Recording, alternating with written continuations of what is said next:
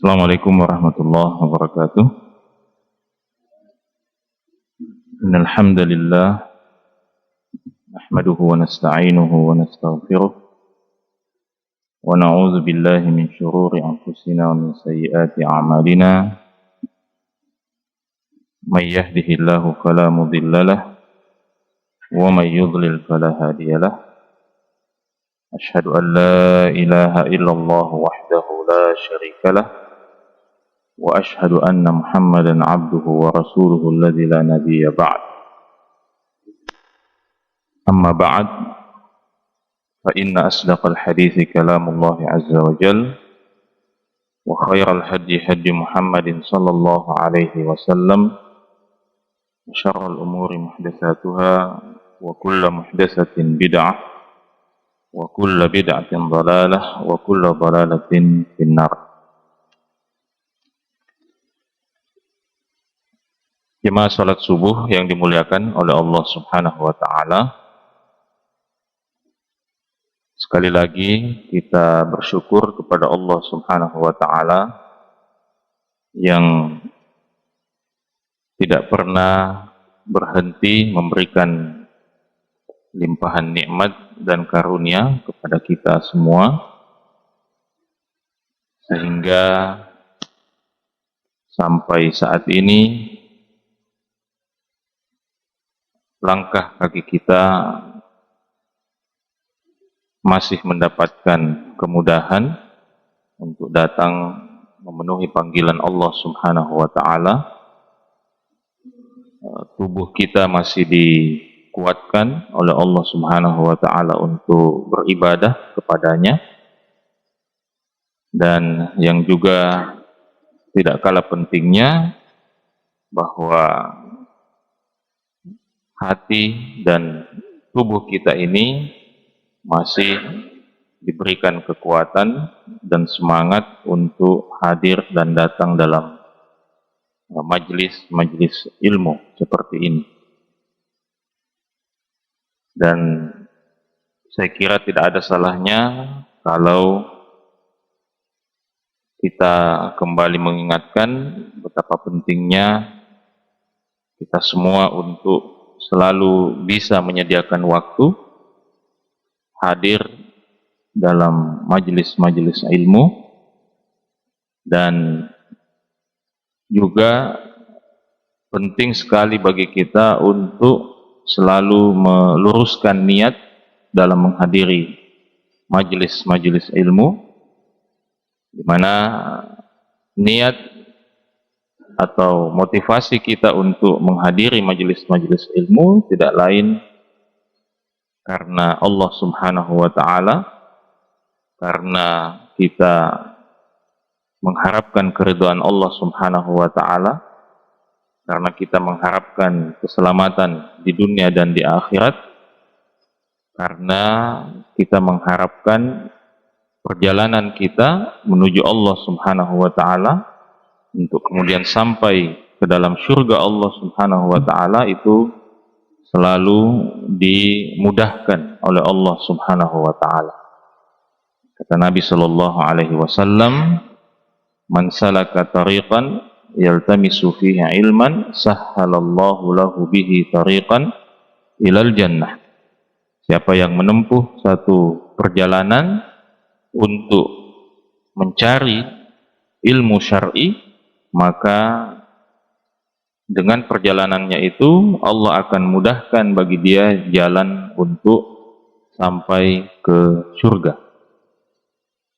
Di dalam hadis yang lain yang diriwayatkan oleh sahabat Muawiyah bin Abi Sufyan radhiyallahu taala anhuma, Nabi sallallahu alaihi wasallam mengatakan, "May yuridillahu bihi khairan yufaqihuhu fid din." Siapa yang dikehendaki oleh Allah Subhanahu wa taala untuk mendapatkan khairan, kebaikan. Di sini Nabi sallallahu alaihi wasallam tidak membatasi kebaikan itu, puncak kebaikan, ya, semua kebaikan, maka yufaqihu fid din. Allah akan membuat orang itu paham terhadap agamanya. Baik, jemaah yang dimuliakan oleh Allah Subhanahu wa taala, insyaallah pada subuh hari ini kita akan kembali melanjutkan kajian tafsir kita, di mana kita masih mengkaji dan membahas tafsir Al-Imam Ibnu Katsir rahimahullahu taala. Pada pertemuan kita yang lalu kita baru saja membahas atau menyelesaikan penjelasan Ibnu Katsir rahimahullahu taala terhadap ungkapan atau kalimat isti'adzah, kalimat a'udzubillahi minasyaitonir rajim.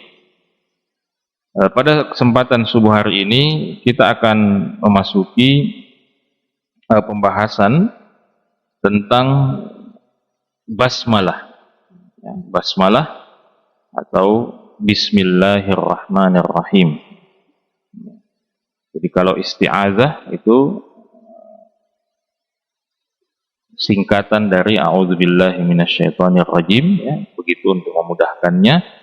Kemudian basmalah itu singkatan dari bismillahirrahmanirrahim. Ibnu Katsir rahimahullahu taala mengatakan bismillahirrahmanirrahim iftataha biha as-sahabatu kitab Allah. Ungkapan bismillahirrahmanirrahim ini atau dengan ungkapan bismillahirrahmanirrahim ini para sahabat mengawali kitabullah, dan para ulama sepakat bahwa bismillahirrahmanirrahim ini adalah ba'du ayatin min suratin Naml, adalah sebagian dari ayat di dalam surah An-Naml. Ini kalau tidak salah, innahu min Sulaiman, innahu min Sulaiman wa innahu bismillahirrahmanirrahim. Jadi ada ayat dalam surah An-Naml, ya, tentang Nabi Sulaiman, ya, tentang suratnya Nabi Sulaiman. Di situ dikatakan innahu min Sulaiman, sesungguhnya ia, maksudnya surat itu berasal dari Sulaiman. Innahu bismillahirrahmanirrahim, dan dia diawali dengan bismillahirrahmanirrahim. Jadi ungkapan bismillahirrahmanirrahim, ulama sepakat bahwa dia adalah bagian dari ayat ini, bagian dari ayat ini. Kemudian kata Ibnu Katsir, "Tsumma ikhtalafu", kemudian para ulama berbeda pendapat tentang apakah bismillahirrahmanirrahim itu ayat yang independen, ayat yang berdiri sendiri di awal setiap surat, atau dia merupakan bagian dari setiap surah. Kan setiap surah itu ada bismillahirrahmanirrahim, kecuali surah apa yang tidak ada bismillahirrahmanirrahim? Surah At-Taubah. Itu tidak ada bismillahirrahmanirrahim di awalnya. Surah At-Taubah, atau biasa juga dikenal dengan nama surah Bara'ah, karena diawali dengan kata bara'atum minallah, bara'ah. Jadi semua ayat, semua surah di dalam Al-Quran itu diawali dengan bismillahirrahmanirrahim. Nah, para ulama berbeda pendapat, apakah bismillahirrahmanirrahim pada awal setiap surah itu ayat yang berdiri sendiri di awal surah, atau dia merupakan bagian daripada rangkaian setiap surah itu.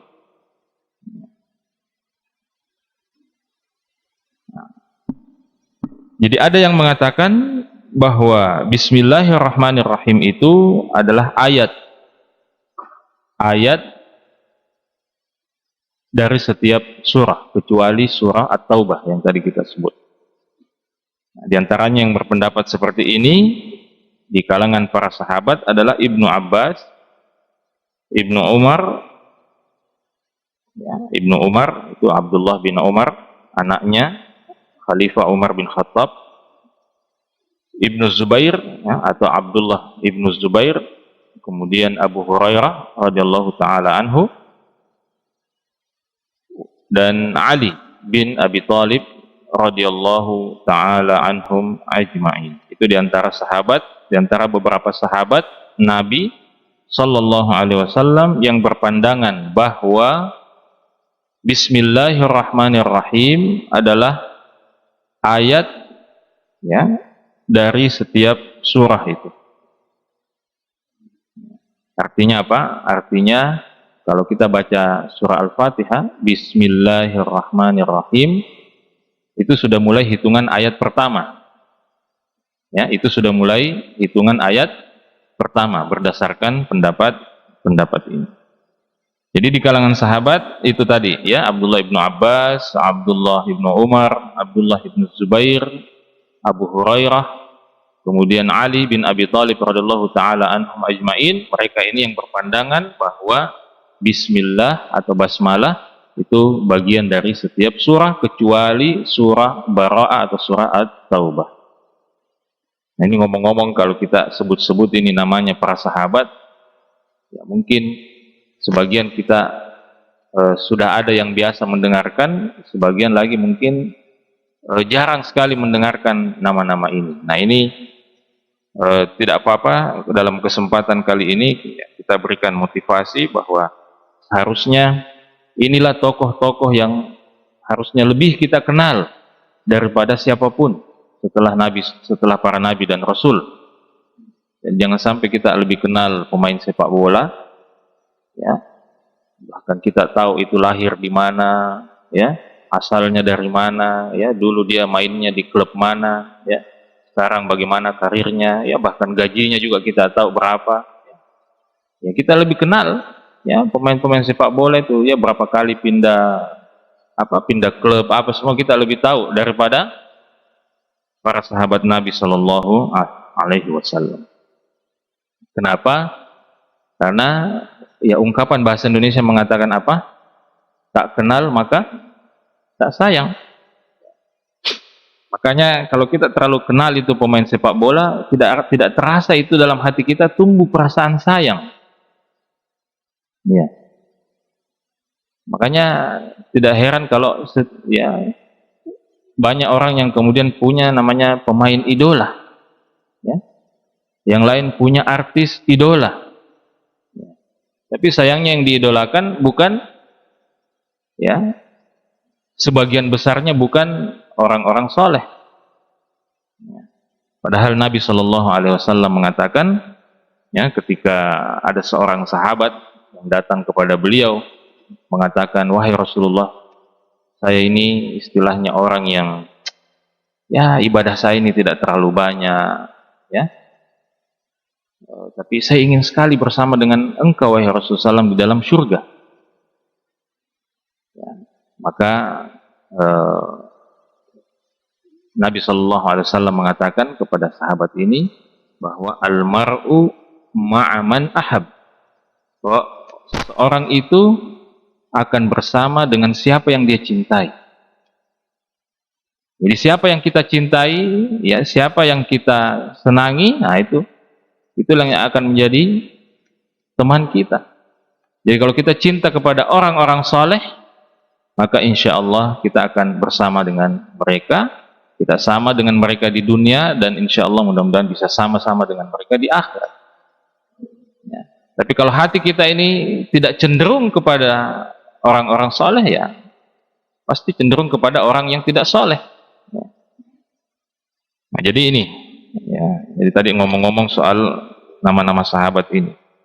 Jadi itu diantara para sahabat yang berpandangan bahwa basmalah itu bagian dari setiap surah. Nah, di antara ulama tabi'in di sini disebutkan beberapa nama, ada yang bernama Atha bin Abi Rabah, kemudian Tawus, Sa'id bin Jubair, Az-Zuhri, ya, kemudian ulama yang lain Abdullah bin Mubarak, Imam Syafi'i, Imam Ahmad dalam salah satu riwayatnya, ya, Ishaq bin Rahawai, ya. Jadi Imam Syafi'i itu termasuk ulama yang berpandangan bahwa Bismillahirrahmanirrahim itu bagian dari setiap surah, ya, bagian dari setiap surah. Imam Syafi'i dan Imam Ahmad dalam salah satu riwayatnya. Kemudian ulama yang lain seperti misalnya Imam Malik dan Imam Abu Hanifah mengatakan bahwa basmalah itu laisat ayatan minal Fatihah, tidak termasuk ayat dalam surah Al-Fatihah, wala min ghairiha minas suwar. Jadi basmalah itu bukan termasuk bagian ayat daripada setiap surah. Jadi misalnya Bismillahirrahmanirrahim, Alhamdulillahirabbil alamin. Menurut pendapat kedua ini, hitungan ayat pertama itu dimulai pada Alhamdulillahirabbil alamin. Jadi basmalah adalah ayat yang independen, ayat yang berdiri sendiri.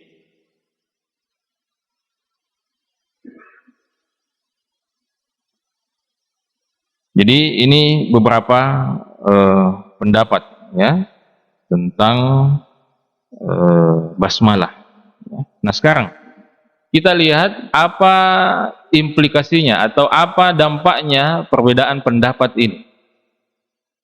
Jadi apa efeknya? Apa dampaknya dari perbedaan pendapat para ulama ini tentang apakah basmalah itu bagian dari setiap surah atau dia ayat yang berdiri sendiri? Ini berimplikasi, berdampak pada perbedaan pendapat ulama ketika membaca surah Al-Fatihah di dalam sholat. Ada yang Allahu Akbar, ya, setelah baca doa iftitah, kemudian Bismillahirrahmanirrahim, Alhamdulillahi Rabbil Alamin. Dia keraskan baca basmalahnya. Kemudian ada yang setelah doa iftitah dia Bismillahirrahmanirrahim, Alhamdulillahi Rabbil Alamin. Ada yang tidak mengeraskan bacaan basmalahnya. Bahkan nanti ada pendapat yang ketiga, ya, seperti misalnya Imam Malik, ya, dia berpendapat, ya, tidak perlu baca basmalah, ya, langsung Alhamdulillahirabbil alamin. Itu segitu, ya, kurang lebih 3 pendapat. Nah, Ibnu Katsir rahimahullah mengatakan tentang masalah menjaharkan atau mengeraskan bacaan basmalah atau tidak mengeraskan bacaan basmalah. Beliau mengatakan, fa ammal jahru biha fi shalah faman ra'a annaha laysat minal Fatihah fala yajharu biha. Adapun mengeraskan bacaan basmalah di dalam salat, maka ulama yang berpandangan bahwa basmalah itu tidak termasuk bagian dari Al-Fatihah, maka mereka tidak mengeraskan bacaan basmalah. Ya. Wa kadza man qala innaha ayatun min awwaliha, ya, dan begitu pula orang yang mengatakan dia ayat yang independen, sama saja, ya. Wa amma man qala bi annaha min awailis suwar, adapun ulama yang mengatakan bahwa basmalah itu ayat pertama dari setiap surah, fakhtalafu, maka mereka berbeda pandangan. Fadhahab Syafi'i, Imam Syafi'i rahimahullah berpandangan bahwa basmalah itu dijaharkan, ya, dikeraskan bacaan basmalah itu di dalam salat ma'al Fatihah was surah, pada saat membaca surah Al-Fatihah dan surah yang lain. Jadi ketika membaca Al-Fatihah, Bismillahirrahmanirrahim, Alhamdulillahirabbil alamin, ya, sampai selesai. Kemudian setelah itu baca surah kita lagi, Bismillahirrahmanirrahim, Qul huwallahu ahad, dan seterusnya, ya. Itu pandangan siapa? Imam Syafi'i rahimahullah. Dan sebelum Imam Syafi'i, ya, di antara para sahabat dan ulama yang berpandangan tentang itu, misalnya adalah Abu Hurairah. ya, Abu Hurairah, kemudian Abdullah bin Umar, kemudian Abdullah bin Abbas, kemudian Muawiyah, kemudian juga diriwayatkan dari Umar bin Khattab radhiyallahu taala anhu dan Ali.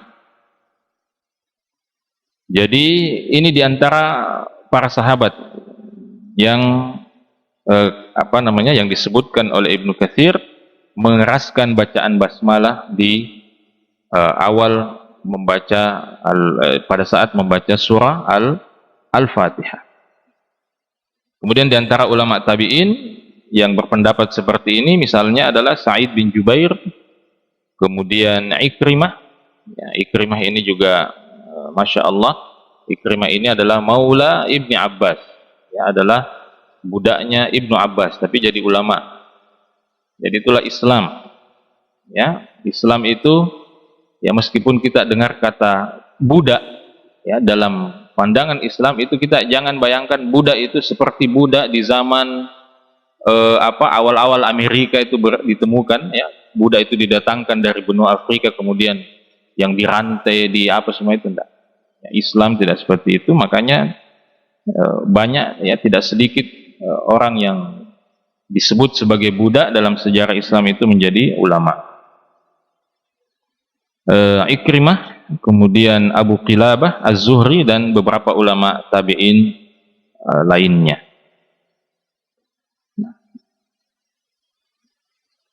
Tentu saja Ibnu Katsir, karena beliau adalah seorang ulama Syafi'i, beliau berpendapat seperti ini, berpendapat bahwa apa? Bahwa basmalah itu dijaharkan, ya, dikeraskan pada saat membaca surah Al-Fatihah. Nah, di antara hujjah yang disebutkan di sini, ya, di antara hujjah yang disebutkan oleh Ibnu Katsir rahimahullahu taala, bahwa basmalah itu bagian daripada surah Al-Fatihah, ya, sehingga karena membaca surah Al-Fatihah itu adalah rukun dalam sholat, maka tidak mungkin kita tidak baca. Kalau dikatakan membaca surah Al-Fatihah itu baru dikatakan membaca surah Al-Fatihah kalau kita membaca dari ayat pertama sampai selesai. Nah, basmalah ini menurut pandangan mereka adalah ayat pertama, jadi tidak mungkin kita baca Al-Fatihah langsung baca ayat yang kedua. Nah, itu hujjah atau alasan yang pertama. Nah, alasan yang kedua, kata Ibnu Katsir rahimahullahu taala, bahwa sebagaimana diriwayatkan oleh Al-Hakim dari Abu Hurairah radhiyallahu taala anhu, Abu Hurairah pernah mengatakan, pernah salat, ya, diriwayatkan Abu Hurairah pernah salat, annahu shalla fajahara fi qiraatihi bil basmalah. Lalu kemudian Abu Hurairah mengeraskan bacaan basmalahnya. Jadi Abu Hurairah pernah salat, kemudian dia keraskan bacaan basmalahnya, lalu setelah selesai salat Abu Hurairah mengatakan, inni la ashbahukum salatan bi Rasulillahi sallallahu alaihi wasallam. Sungguh aku adalah orang yang paling mirip salatnya di antara kalian dengan Rasulullah sallallahu alaihi wasallam. Lalu kemudian dalil yang ketiga atau hujjah yang ketiga, kata Ibnu Katsir rahimahullah, adalah hadis yang diriwayatkan oleh dari Anas bin Malik radhiyallahu taala anhu, bahwa Anas bin Malik ini pernah ditanya tentang bacaan Nabi sallallahu alaihi wasallam, bacaan Nabi sallallahu alaihi wasallam, ya, maksudnya bacaan beliau dalam salat.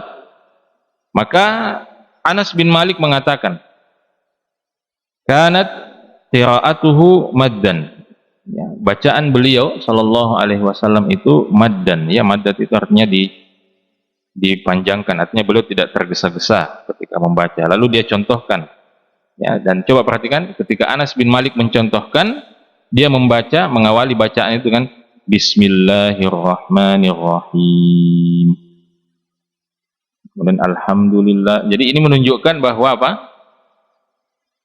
Bahwa dia mendengarkan Nabi mengucapkan Bismillahirrahmanirrahim pada saat membaca Al-Fatihah. Ya, itu beberapa dalil yang disebutkan oleh Ibnu Katsir rahimahullahu taala. Kemudian pandangan yang kedua, kata Ibnu Katsir rahimahullah, zahaba akharun, ya, ulama yang lain berpandangan bahwa tetap membaca basmalah, tetapi la yujharu bil basmalati fi shalah, ya, tidak perlu menjaharkan basmalah pada saat di dalam sholat. Jadi tetap dibaca basmalah, tetapi tidak dikeraskan, ya, seperti yang diamalkan di masjid ini. Dan ini kata Ibnu Katsir rahimahullahu taala, wa hadza huwa tsabit, pendapat ini adalah pendapat yang dapat dipertanggungjawabkan anil khulafa'il arba'ah, dari keempat khalifah Rasulullah sallallahu alaihi wasallam. Jadi Abu Bakar, Umar, Utsman, Ali bin Abi Thalib radhiyallahu taala anhum ajmain, khulafa rasyidun yang empat ini mengamalkan ini, tidak mengeraskan bacaan basmalah. Perhatikan, dalam pendapat yang pertama tadi Ibnu Katsir mengatakan bahwa pendapat mengeraskan basmalah itu diriwayatkan juga dari Ali dan Umar. Tapi meskipun Ibnu Katsir mendukung pendapat yang pertama, tapi ketika beliau menyebut pendapat kedua yang mengatakan tidak dikeraskan bacaan basmalah, beliau mengatakan pendapat ini yang sabit. Sabit itu artinya bisa dipertanggungjawabkan dari keempat khalifah, termasuk di dalamnya Ali dan Umar bin Khattab radhiyallahu taala. Jadi bukan karena mentang-mentang dia setuju dengan pendapat yang pertama sehingga dia tidak menyebutkan fakta yang sebenarnya, kurang lebih begitu. Jadi pendapat tidak mengeraskan bacaan basmalah itu pendapatnya khulafa ar-rasyidun yang empat. Kemudian sejumlah, ya, wa tawaif min salafit tabi'in wal khalaf, sejumlah ulama tabi'in dan ulama yang belakangan. Dan ini wa huwa madhhabu Abi Hanifah wa Tsauri wa Ahmad bin Hanbal, dan inilah mazhab Abu Hanifah, kemudian Sufyan ats-Tsauri, dan juga mazhab Imam Ahmad ibnu Hanbal. Makanya di Saudi kalau kita sholat di Saudi itu bacaan basmalahnya tidak dikeraskan, karena Saudi madhab fikihnya itu adalah madhab Ahmad ibnu Hanbal, madhab Hambali, ya. Kalau di Indonesia atau di wilayah Melayu Asia Tenggara itu umumnya dikeraskan bacaan basmalahnya karena umumnya bermadhab Syafi'i. Itulah rahasianya.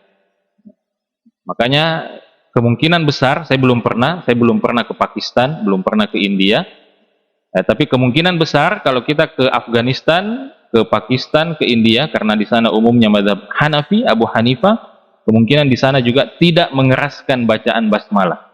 Bukan tidak membaca, tapi tidak mengeraskan bacaan basmalah. Jadi wilayah Pakistan, Afghanistan, ya itu umumnya bermazhab Hanafi, Abu Hanifah. Nah, itu pendapat yang kedua.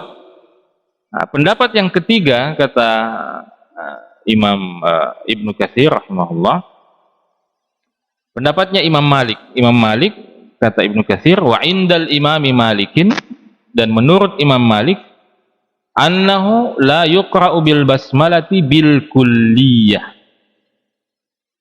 bahwa basmalah itu, ya, istilahnya pokoknya tidak dibaca sama sekali.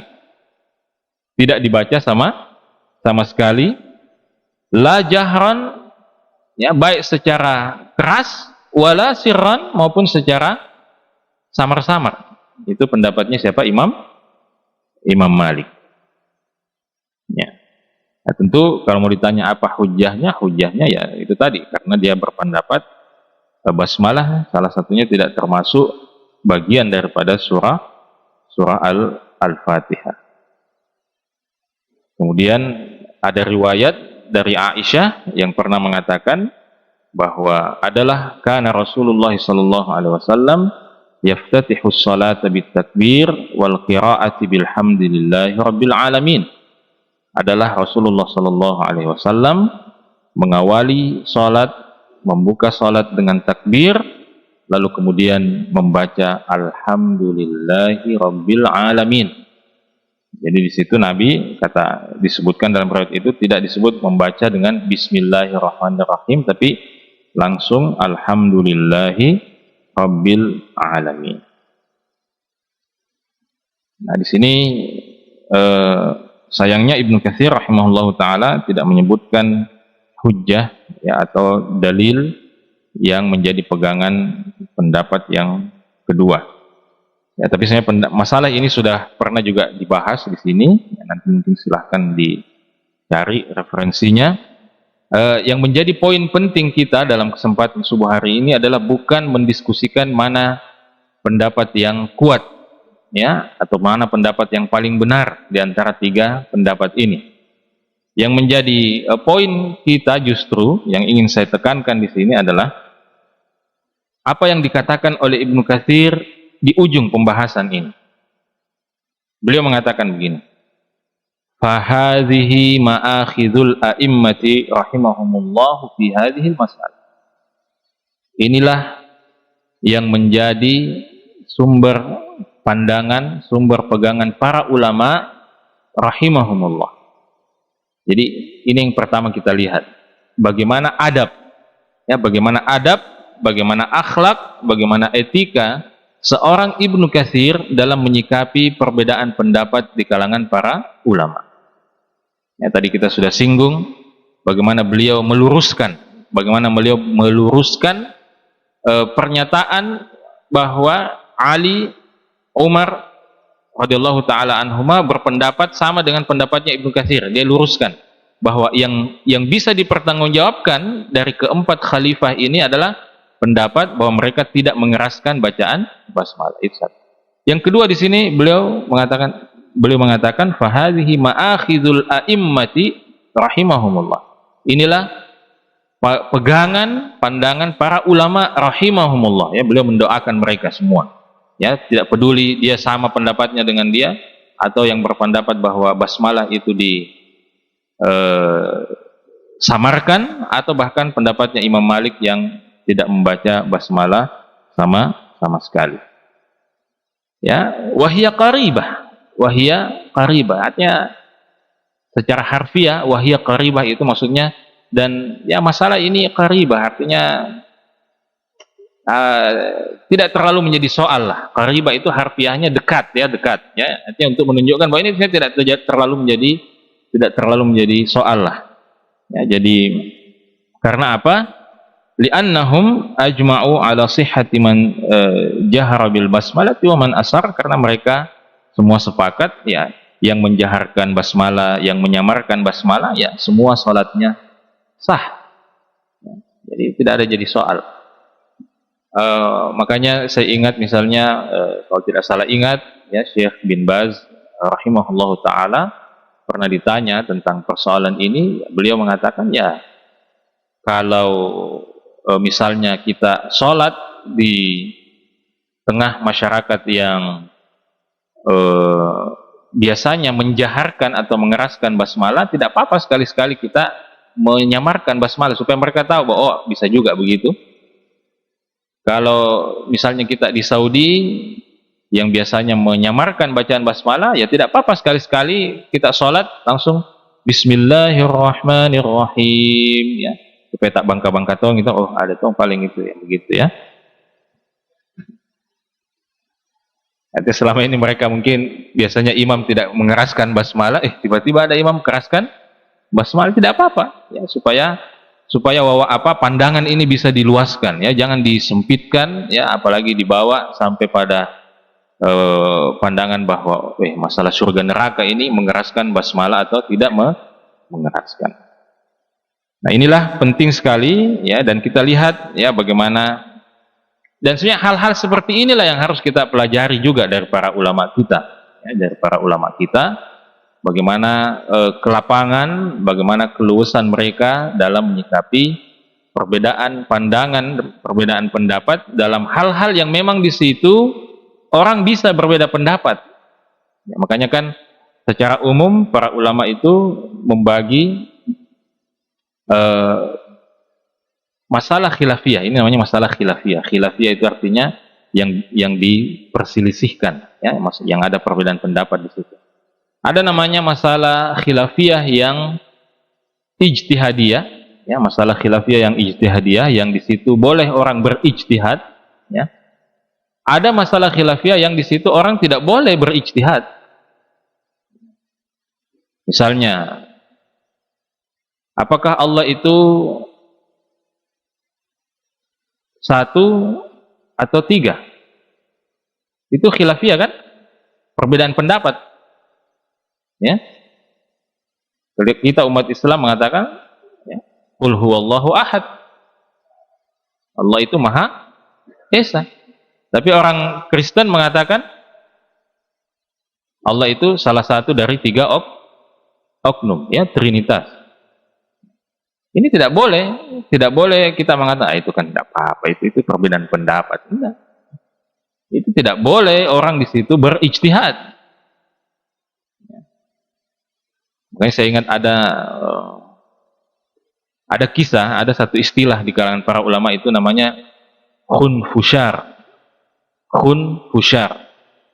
Jadi itu khunfusyar. Jadi ada namanya alim khunfusyari. Jadi ada ulama khunfusyari. Apa itu khunfusyari? Jadi begini ceritanya. Ada dulu orang yang dia itu pokoknya asal ditanya dia punya jawabannya. Pokoknya semua dia tahu. Apa saja ditanyakan dia bisa jawab. Ya, dia bisa jawab. Padahal dia bukan ulama, ya, cuma berlagak jadi ulama. Pokoknya apa saja ditanya. Ya, bagaimana pendapat Anda? Ada jawabannya. Pokoknya semua ditanya. Sampai akhirnya beberapa ulama sepakat untuk menjebak orang ini.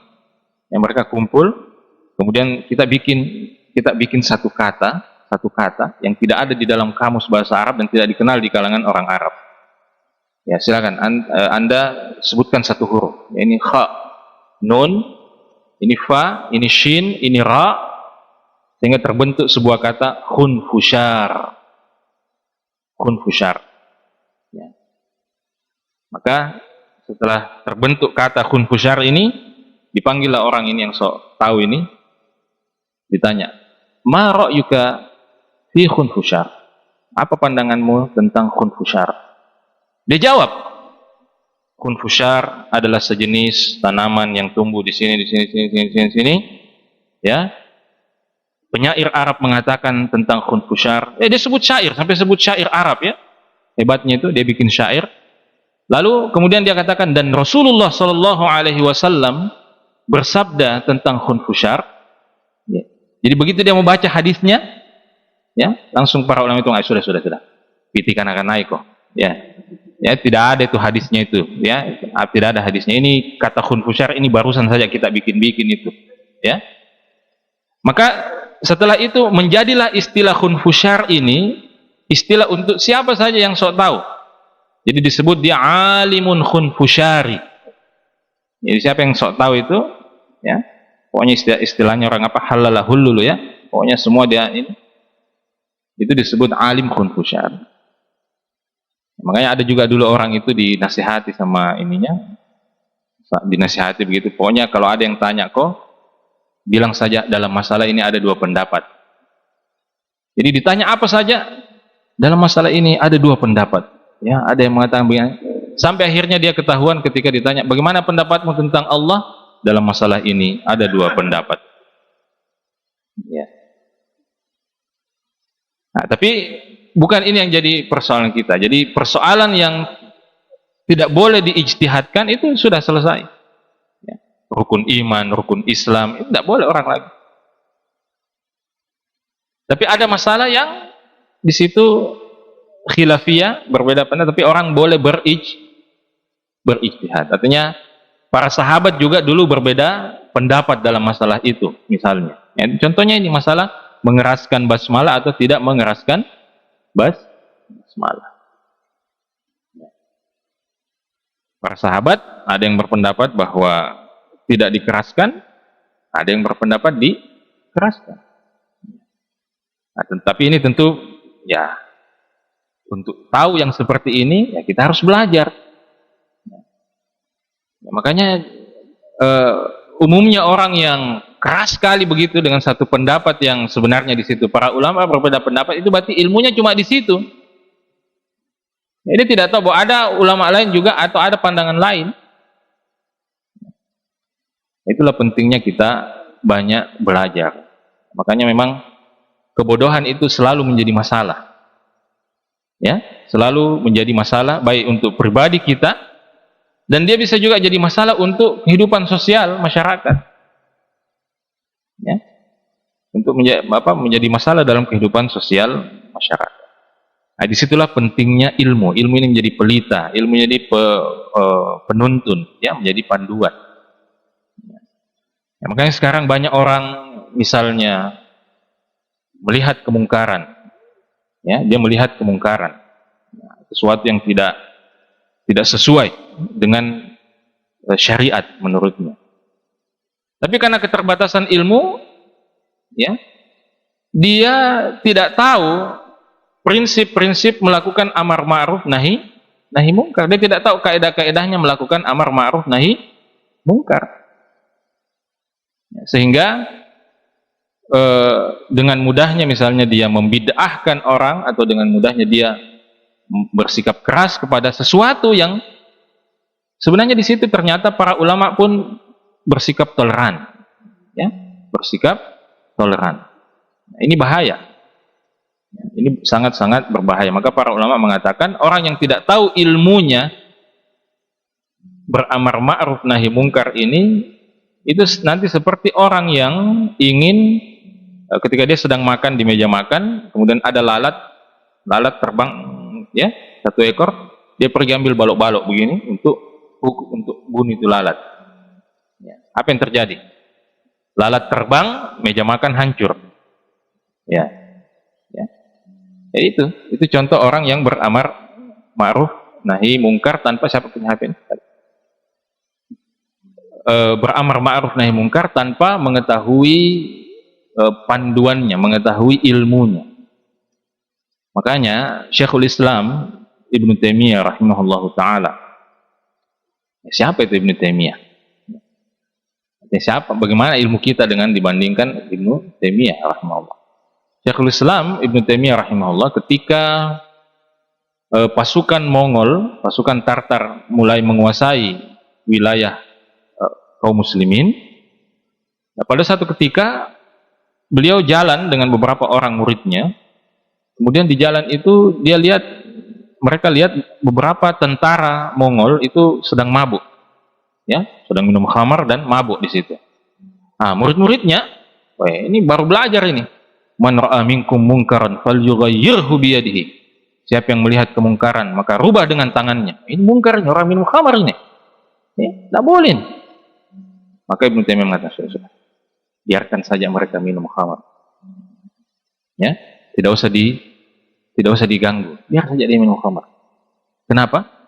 Karena pasukan, ya, tentara Mongol ini, tentara Tartar ini, lebih baik dia mabuk daripada dia tidak mabuk. Kalau dia mabuk, ya sudah, dia tinggal saja di situ, ya, artinya menggelepar di situ, mabuk. Tapi kalau dia tidak mabuk, dia bisa membunuh lagi. Ya, dia bisa membunuh, akan lebih banyak darah yang tumpah kalau dia dalam keadaan sadar. Jadi biar saja biar mereka minum, itu lebih baik daripada kok pergi lagi ya, colek-colek dia di situ, ya. Ini karena apa? Beliau tahu ilmunya, ya kan. Salah satu kaidah itu kita harus mempertimbangkan kalau ada dua mudarat, ya, kita lihat mana yang paling berat mudaratnya, mana yang paling ringan. Tidak ada pilihan lain selain dua mudarat ini, harus salah satunya harus salah satunya dilakukan. Maka kita pilih melakukan mudarat yang paling ringan. Nah, jadi ini perlu ilmunya. Karena itu pembahasan tentang ikhtilaful ulama, ya, perbedaan pendapat para ulama ini bisa dikatakan juga sudah menjadi semacam satu disiplin ilmu tersendiri, terutama dalam ilmu fikih, ya, atau hukum Islam itu sudah menjadi ilmu yang tersendiri. Ya, banyak sekali disertasi yang ditulis, ya, buku-buku yang ditulis yang membahas tentang bagaimana menyikapi perbedaan pendapat para ulama, kenapa mereka kemudian berbeda pendapat. Ini juga yang harus kita pahami. Jangan kita tidak tahu kenapa ulama itu berpendapat seperti ini, tiba-tiba langsung saja kita menyalahkan mereka. Maka itulah para ulama, para imam mazhab, ya, mengatakan ketika menyampaikan pendapat mereka, mereka tidak mengklaim bahwa itulah yang paling benar. Ya, mereka selalu mengatakan idza sahhal haditsu fa huwa madhhabi. Kalau suatu hari nanti engkau menemukan hadis yang sahih atau hadis yang lebih sahih daripada yang saya pegangi sekarang, fa huwa madhhabi, maka itulah pendapat saya, bukan yang sekarang saya ucapkan, itu pendapat saya. Ya. Kemudian sebagian ulama yang lain mengatakan, apabila kalian menemukan bahwa pendapat saya ini berbeda atau menyelisihi dalil, maka lempar saya punya pendapat ini ke tembok. Nah, artinya tidak usah bati-bati, ya, tidak usah peduli saya punya pendapat. Makanya Ibnu Taimiyah rahimahullah menulis satu buku, ya, buku yang tidak terlalu besar, buku yang berjudul Raf'ul Malam 'anil A'immatil A'lam.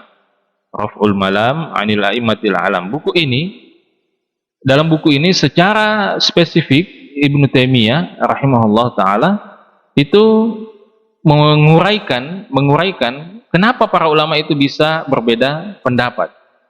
Ya, bisa berbeda pendapat. Nah, di antara sebabnya bahwa kadang-kadang ada sebagian ulama itu yang sampai kepada mereka hadis dalam satu masalah. Tapi ada ulama lain yang hadis itu tidak sampai kepada mereka. Tidak sampai kepada mereka, ya. Contohnya yang paling sering diangkat itu misalnya Imam Abu Hanifah rahimahullah, karena beliau tinggal di Kufah, ya, Irak, yang jauh dari Madinah, di mana kemudian hadis itu banyak beredar. Atau ada juga ulama yang hadis itu sampai kepada dia melalui jalur yang dhaif atau jalur yang lemah.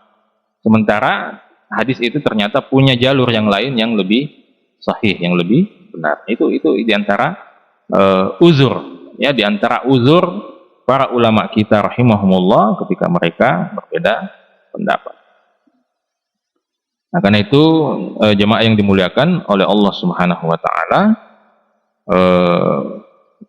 tentu pelajaran yang sangat penting yang diberikan oleh Ibnu Katsir rahimahullah taala kepada kita dalam poin ini patut untuk kita kita renungkan, dan kita tentu saja tindak lanjuti dengan terus belajar dan terus mendalami Islam. Karena sekali lagi al-jahl, kebodohan itu selalu mendatangkan masalah, ya, selalu mendatangkan masalah, ya. Maka sejarah umat Islam, ya, pernah melewati fase seperti itu, fase di mana setiap orang fanatik buta kepada mazhab yang dia pegangi. Kalau misalnya dia pengikut mazhab Syafi'i, pokoknya ini satu-satunya jalan menuju surga. Yang mazhab Hambali juga begitu, yang mazhab Hanafi juga seperti itu, yang mazhab Maliki juga seperti itu. Ya. Sampai-sampai pernah, ya, satu masa di Masjidil Haram itu sampai ada empat mihrab untuk sholat. Jadi ada mihrabnya untuk Syafi'i, ya, oleh orang-orang bermadzhab Syafi'i, bermadzhab Hanafi, bermadzhab Hambali, bermadzhab Maliki. Jadi masing-masing ada imamnya. Ya. Sampai kalau abad-abad lewat pertengahan, ya, abad-abad pertengahan Islam itu, sampai para ulama itu ada yang sampai membahas apa hukumnya kalau seorang pria mazhab Syafi'i menikah dengan wanita bermazhab. Ya, sampai begitu. Ya, sampai artinya tingkat fanatisme mazhab itu sampai pada tingkat seperti itu. Dan sekali lagi, apa masalahnya? Apa persoalannya kenapa seperti itu? Karena al-jahal. Karena tidak tahu, tidak punya ilmu. Baik. Jadi itu tentang bagaimana menjaharkan atau menyamarkan basmalah. Ya. Oke, nanti mungkin Ustadz Hasbin sekali-sekali nanti menjaharkan basmalah di sini. Ya, bikin tak bangka orang sini ya. Baik. Kemudian beberapa keutamaan basmalah. Ya. Di antara keutamaan basmalah ini diriwayatkan oleh Imam Ahmad bin Hanbal rahimahullah ya, tentang salah seorang sahabat yang pernah mendampingi Nabi Shallallahu Alaihi Wasallam. Lalu sahabat ini mengatakan, ta'isa syaitan, ya, ta'isa syaitan, celakalah syaitan. Maka Nabi mengatakan, Nabi Shallallahu Alaihi Wasallam mengatakan kepada sahabat ini, la taqul ta'isa syaitan, jangan kau mengatakan celakalah syaitan, binasalah syaitan. Fa innaka idza qulta, karena jika engkau mengatakan ta'isa syaitan, celakalah, binasalah syaitan, ta'azama, syaitan itu semakin besar, ya, membesar. Ya. Wa qala, dan syaitan itu akan mengatakan, biquwwati sara'tuhu, ya, dengan segenap kekuatanku aku akan melawannya, melawan hamba ini. Tetapi kata Nabi SAW, wa idza qulta, apabila engkau mengatakan bismillah, bismillah, tasaghara, maka syaitan itu akan mengecil hatta yasira mithla dzubab, sampai dia mengecil seperti seekor lalat. Ya, kalau kita ucapkan bismillah. Nah, jadi itu salah satu keutamaan Al-Fatihah, basmalah. Keutamaan yang kedua, ya, dari basmalah ini, ya, atas dasar keutamaan yang pertama tadi itu, kata Ibnu Katsir, walihada tustahabbu fi awwali kulli amalin wa qaul. Karena itu dianjurkan mengucapkan basmalah pada setiap aktivitas, ya, pada setiap perkataan dan aktivitas. Maka dianjurkan di awal khutbah, kata Ibnu Katsir, dianjurkan juga, ya, pada saat masuk ke dalam kamar mandi, ya, di beberapa hadis menyebutkan itu. Pada saat mengawali wudu, ya, juga dianjurkan, ya, sebagaimana yang diriwayatkan oleh Imam Ahmad, ya, dan para ulama hadis yang lain. Nabi SAW mengatakan, la wudu'a liman lam yadhkurismallah, tidak ada wudu bagi orang yang tidak menyebut nama Allah Subhanahu wa ta'ala. Tentu saja kemudian para ulama berbeda pendapat. Tidak ada wudu di sini maksudnya apa? Apakah maksudnya tidak sah wudunya atau tidak sempurna wudunya? Dan tampaknya Ibnu Katsir rahimahullah termasuk yang berpendapat bahwa maksud hadis ini tidak sempurna wudunya. Maka beliau mengatakan dianjurkan membaca basmalah pada awal wudu. Kalau beliau berpendapat bahwa tidak sah wudunya orang yang tidak baca basmalah, maka beliau pasti mengatakan wajib baca basmalah di awal wudu. Tapi beliau hanya bilang dianjurkan, tustahabbu, ya, fi awwalil wudu, dianjurkan di awal wudu. Begitu pula mengawali makan, ya, seperti itu, ya. Nabi SAW pernah mengatakan, ya, kepada Umar ibnu Abi Salamah, qul bismillah, ucapkan atau bacalah bismillah, wa kul biyaminik, makanlah dengan tangan kananmu, wa kul bima yalik, dan makanlah makanan yang ada di dekatmu, ya, ada di dekatmu. Nah, sebagian ulama mengatakan maksudnya yang ada di dekatmu itu kalau dia jenisnya sama. Jadi misalnya ini nasi, kemudian di sini ayam, nah, di sana juga ada piring lain ayam, ya. Jadi jangan kita, padahal di dekatnya ada, ya. Kecuali kalau beda, ya. Kalau beda lawannya ya ayam, ya di situ bebek misalnya. Meskipun tentu secara etikanya ya tetap saja kalaupun berbeda ya tetap juga kita harus menjaga etika, ya artinya ya jangan juga terlalu tampak mau sekali, ya nanti kesannya rakus begitu ya. Jadi ini keutamaan yang lain dari membaca basmalah, ya Bismillahirrahmanirrahim atau Bismillah. Baik, ini waktu kita sudah habis, ya. Sebenarnya di sini masih ada beberapa poin. Ya, insya Allah nanti kita lanjutkan pertemuan yang akan datang. Mudah-mudahan Allah SWT memberikan manfaat untuk pertemuan kita pada subuh hari ini, pada pagi hari ini, dan mudah-mudahan Allah SWT memberikan kita kesempatan untuk berkumpul, bermajelis kembali dalam pertemuan yang akan datang insya Allah. Subhanakallahumma bihamdik asyhadu an la ilaha illa anta astaghfiruka wa atubu ilaik. Wa akhiru da'wana alhamdulillahi rabbil alamin. Assalamualaikum warahmatullahi wabarakatuh.